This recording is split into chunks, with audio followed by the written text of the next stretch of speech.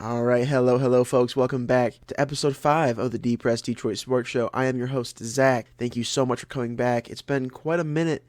We got a whole lot to talk about. We're gonna step out of the world of Depressed Detroit sports. I know we got a whole lot to talk about with the Lions. Lions making a whole lot of good signings this offseason so far. Got me very excited, and we still have the draft coming up. Lions fans, we have a lot to look forward to. And I just want to say this now. I don't want to, if you haven't been with us for years, don't be jumping on right now. I don't want to see no bandwagon Lions fans. If you haven't been with us when we were 0-16, I don't want to see you with us now when we're going to the playoffs, baby. But like I said, we're stepping out of Detroit sports first.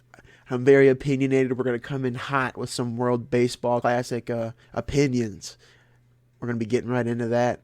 All that and more. Stay tuned. Depressed Detroit Sports, Episode 5. All right, number one I want to get into. I know some people are very opinionated about just the game in general, the World Baseball Classic tournament. A lot of people say it's just an exhibition, but it's so much more than that. To a lot of players, it's for representing your home country, playing for a chance to prove that, hey, we're not just slouches. We can step up and prove ourselves on these big stages. And I think no one proved it more this year than Team USA, baby. Don't get me wrong, Japan won it, and rightfully so. We're going to get into that more later. I want to especially show a clip from the last pitch.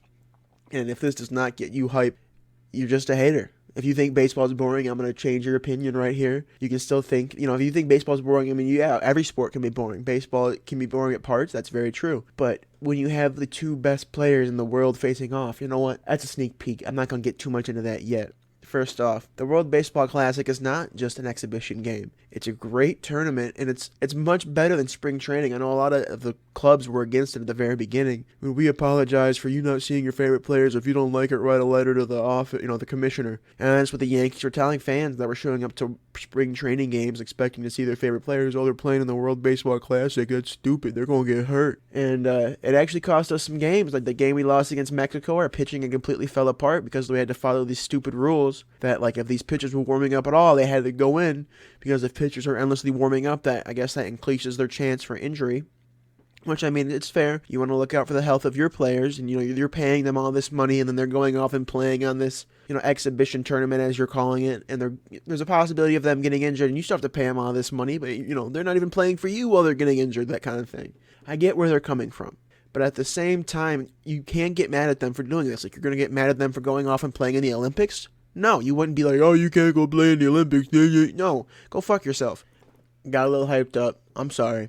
To be fair, there is legitimate injury concern. Edwin Diaz did tear his patellar tendon, celebrating the win, He came in, struck out 3 straight, was phenomenal, and as he was celebrating, he tore his patellar tendon. So there is legitimate concern for injury for these clubs and these owners who are paying all this money.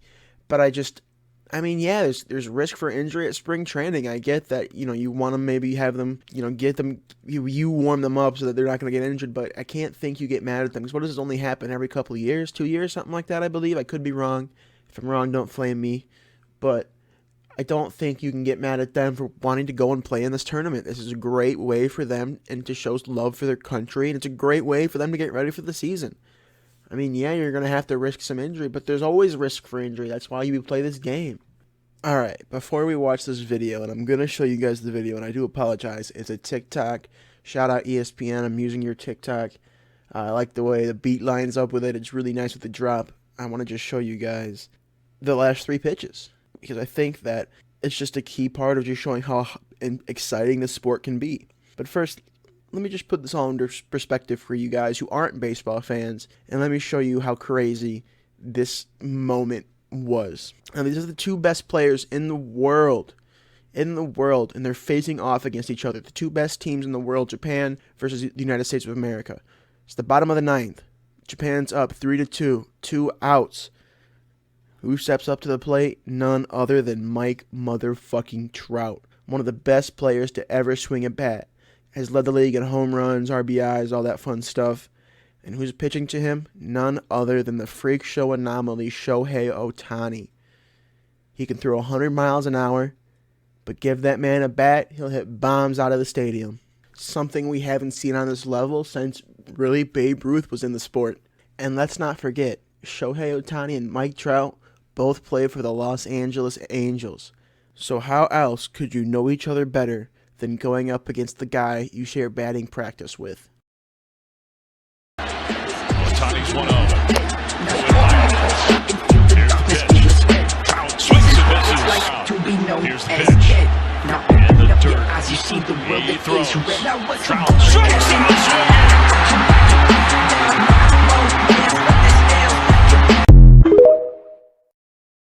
You cannot tell me that does not get you hype for baseball. Throwing 100, 102, 100 miles an hour, and then an 87-mile slider. And people saying Trout sold are just fucking stupid. They don't understand how devious of a slider that really was. When you're seeing 100-mile-an-hour fucking missiles whizzing by your face, and then he throws an 87-mile-an-hour slider, that movement's gonna fuck anyone up.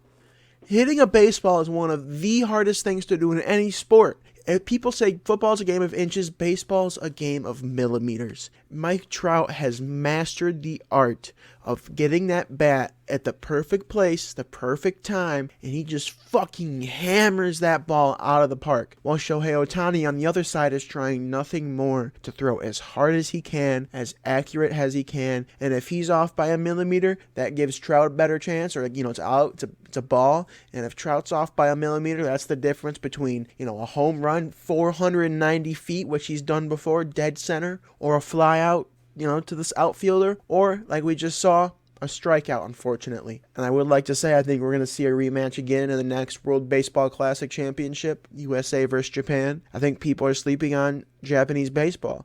I think every single player on the, obviously every single player in the Japanese Classic World Baseball team would have a spot on an MLB roster. And I think before this year, which is the first time I think the full-out Americans, at least the best Americans played, like Mike Trout and our best pitchers, because the clubs, like we talked about earlier, were denying them access from doing so.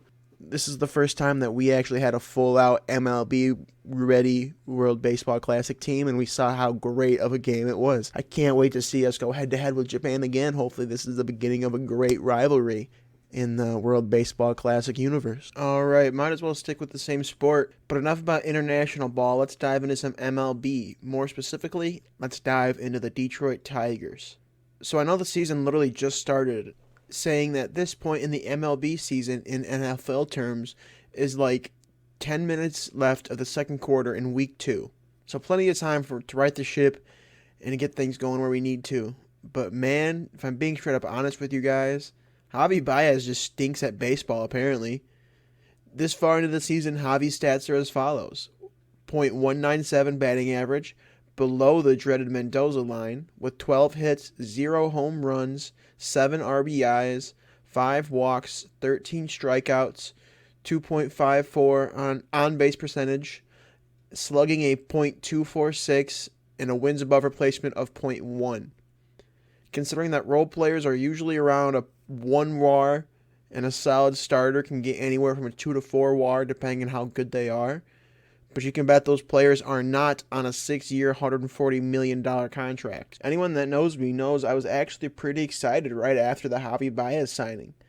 I actually was really big on Carlos Correa, but I was really hesitant on signing him to the 10-year deal he wanted, and us being stuck in another situation like Jordan Zimmerman and honestly Miggy, where we're stuck paying these guys $20 to $30 million a year after they've already had a dramatic drop-off in their play. I do believe we have an out with Baez after this season, but I believe it's a player out, and he'd be leaving $98 million on the table. And honestly, with how he's been playing, he's worth less than $10 million, let alone the almost $100 million he's making in Detroit. Now, if I'm him, unless he feels like there's something in Detroit that's just fucking up his swing, maybe the coaches aren't working with him like he feels like he needs, or whatever, maybe he just needs to get back to Chicago, or he needs a fresh start, and he thinks that's what's going to save his career, then, hey, take that out, go somewhere else, and prove yourself again. But if I'm him, I'm taking that deal, I'm collecting all that moolah. It doesn't matter if you're hitting below the Mendoza line, he's still getting paid $22 million a year. See, now the main thing that made me bring this up, besides the fact that he just can't swing a bat to save his life, was in a game the Tigers actually would win 3-1 versus the Toronto Blue Jays, where the Blue Jays honored Miggy before the game for his 500th home run, which he hit in Toronto last year. Javy Baez would make 2 very big mental mistakes back-to-back. First, Javy thought he hit a home run, so he pimps his walk and doesn't really run out of the batter's box and turns what could have been a triple, or with how prolific of a base runner Javy is, could have been an inside the park, but he turned it into a double. Let's see the clip. Leaves the bag, just watches it. This is out of the box tonight.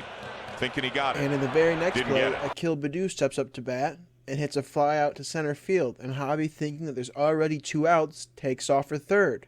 Turns out there was only 1 out, turning this into a double play. Pull it up, Jamie.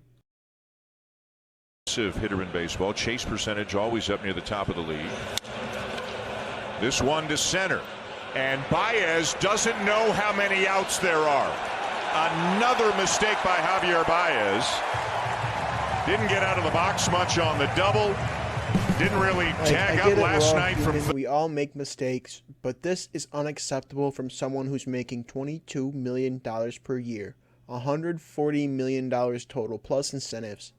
After this, Tigers manager A.J. Hinch pulled Baez into the tunnel before benching him for the rest of the game. Baez's response kind of just rubbed me the wrong way as well. He pretty much just said that he's got a lot on his mind right now and blamed him being later in the batting order than what he's used to for him forgetting how many outs.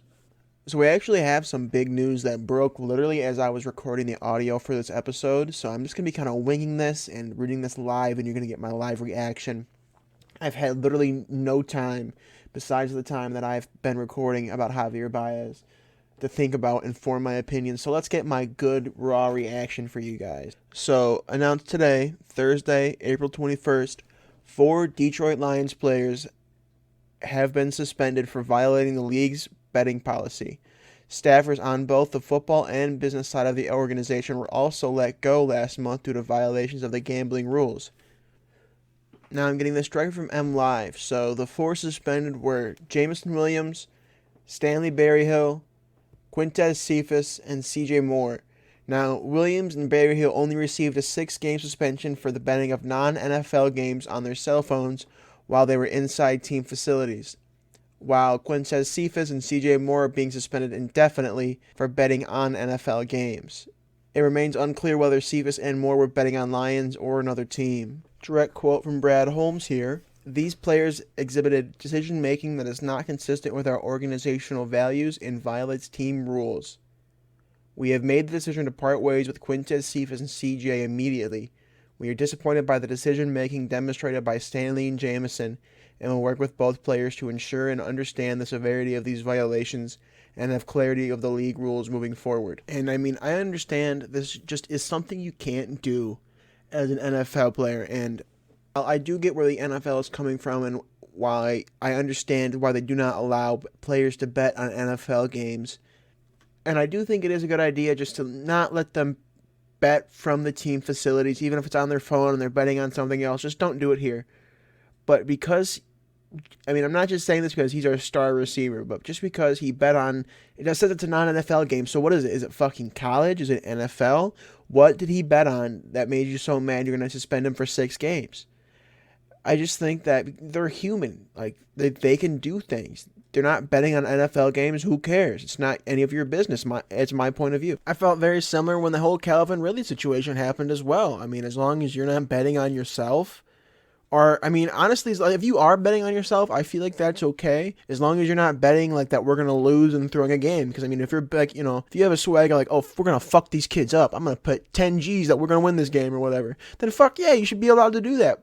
You know, fucking believe in yourself, King. You know what I'm saying? Like, I don't know. This is just a very slippery slope because, I mean, obviously these guys are millionaires, so they have no reason that they need to be betting on games. I mean, realistically, none of us have any reason why we need to be betting on games. I get it's for entertainment purposes, but I don't know. This is just kind of a weird situation for me where I kind of feel like it's a gray zone where players necessarily shouldn't be restricted from betting, but there definitely does need to be some limitations. Like, you can't bet against yourself, but why the fuck can't you bet on yourself and your boys? Being like, we're gonna fuck these kids up. I don't need to worry about it. Let's put fucking 10 milli vanillis on us. Like, what? Like, what's the big deal with that? I don't get it. I do expect Detroit to go out and take a wide receiver to fill that void while J-Mo's out for 6 weeks. Perhaps someone like Jaden Reed, and I don't think that's just my Michigan State bias talking. I think he's a legitimate good baller, and he is a similar player to Jameson Williams. I think he could fill that role while J-Mo's gone. And then once J-Mo comes back, he can just learn from him, put him maybe a wide receiver 4 or 3, depending on where Marvin Jones ends up going.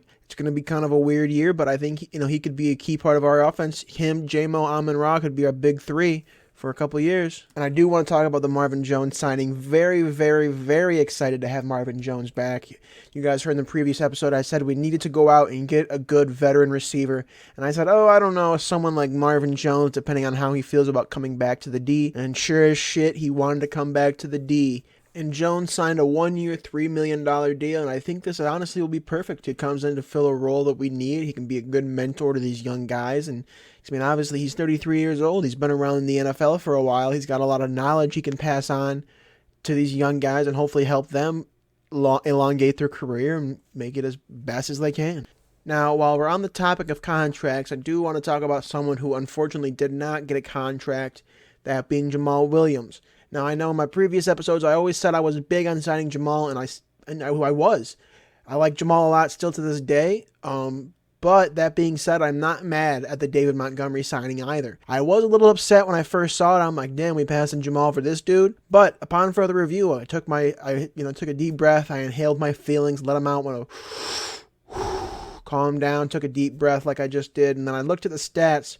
And David Montgomery, in his 4 years in the NFL, has never had rushing yards below 800 yards. And that's with Chicago's horrendous line, considering they had the worst offensive line in football last year. Dude, it had 801 yards. So with that being said, with what he can do behind the worst offensive line in football, I'm very, very excited to see what he can do behind one of the best. So we shall see. Dude is a baller. I like him a lot. He's kind of like Jamal Williams, but he has a little bit more of an upside. At the end of the day, all of Jamal, I shouldn't say all, but a good majority of Jamal Williams' rushing touchdowns came from inside the 5-yard line, it felt like to me. I think David Montgomery is going to be a little bit more versatile, and he still has that good bruiser, technique that Jamal had, but I think he might just be a little bit more of like a Swiss Army knife and just be a little bit more applicable in every situation, kind of like Hanzo. However, I will say I am going to miss Jamal's personality and just like the mentality that he brought to this team, and I feel like he especially just kind of brought this team up, and just by saying the speeches that he did, and just he was the lifeblood of this team, and I think we're gonna have to find someone else to be just that big team mentality leader. I don't know who that's gonna be. Marvin Jones will definitely help. He's kind of like Jamal, but he's just not as eccentric. He doesn't have, I don't know, there's just something about Jamal's eccentricity that it works perfectly. We'll say I was rubbed the wrong way by Jamal kind of taking digs at the Lions when we offered him more than he got at the Saints, and he was like, I'm going to go bet on myself, and they kind of disrespected me, but we offered him pretty much the same deal we offered Montgomery, so I don't get why he's kind of coming out like that. Another thing I want to bring up is the trading of Jeff Okudah. While I am sad to see Jeff go, I thought he definitely would have been a good, at least rotational piece. He could have even been a good slot corner. I understand we got a lot to pay there now, but I figured he at least would be a good rotational piece, and he was a number 3 overall pick, and he was just starting to progress. He was just had his, got off all of his injuries, and I feel like he was about to blossom, but who knows? Maybe this is just Brad Holmes and Dan Campbell. They're great guys. I trust what they're going to do. I was upset with the TJ Hockenson trade, and that ended up working out all right, I guess. So I guess we'll see how this goes. But we got a 5th-round pick from the Atlanta Falcons for Jeff Okudah. I definitely thought we could have got a little more, but I understand he is injury-prone, hasn't really performed to what we expected him to. But he definitely was taken high. I had a little fan Instagram account, Michigan Sports Society at the time, and I remember I was talking about the Lions. I was excited to get Jeff Okudah, but I thought we could have traded down and still got him. That was the same year that Matt Patricia fucked up our trade value for the draft by saying, oh yeah, we're not going to take a quarterback in this draft. So why the fuck's anyone going to trade up to number 3 if they know 1, 2, and 3 is not taking a quarterback? Actually, 1 took a quarterback that year, but 2 and 3 did not. So fuck Matt Patricia is all I got to say. But Dan Campbell and Brad Holmes have been studs at drafting people late, so a 5th-round pick. Amon-Ra St. Brown was a 4th-round pick, so all I got to say. So they can pull studs out of anywhere is all I'm saying. Give the guys some credit. But all right, folks. Thank you so much for tuning in again to the Deep Press Detroit Sports Show, Episode 5. This is now over. If you enjoyed the episode, please give it a like, rating, share it, subscribe if you're on YouTube, all that fun stuff. Yeah, I've been your host, Zach. Make sure you come on back for Episode 6. Should be soon. We'll be definitely diving into the Detroit Lions draft boards, hopefully soon. Probably in that next episode, we'll get into that. Get into my thoughts on Jalen Carter, all that fun stuff, and just give you all my opinion on what the Lions need to do to fix their franchise, because I have all the answers in my head, obviously. So, all right, folks, we'll see you then. Thank you so much for tuning in. I will see you all later.